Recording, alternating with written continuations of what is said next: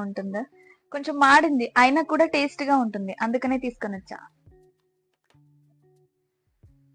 ఇది తీసుకొచ్చిన ఉప్మా మాడింది, ఎనీవే అయినా కూడా కొంచెం టేస్టీగా ఉంటుందనేసి తీసుకొని వచ్చా. ఇప్పుడు దీన్ని తినేసి వేరే పక్కని తింటున్నా. ఇంకా తప్పదు, మధ్యాహ్నం చికెన్ వరకు వెయిట్ చేయాలంటే ఉండలేము. బాగుంది అయినా కానీ అందుకే తింటున్నా. ఎందుకంటే దీంట్లో ఏదైనా పికిల్ ఉంటే ఇంకా సూపర్ ఉండేది, కానీ పికిలు కారం పొడిలు అన్నీ అయిపోయినాయి తెచ్చుకున్నవన్నీ. హాస్టల్ కూరలు ఫీజు పే చేస్తున్నా కూడా ఇంటికాడ నుంచో బయట నుంచో తెచ్చుకొని తినాల్సిన పరిస్థితి. అదంతే, ఇంకా అది తరతరాలుగా వస్తున్న ఆచారంలో అయిపోయింది. సో ఏం చెయ్యలేం.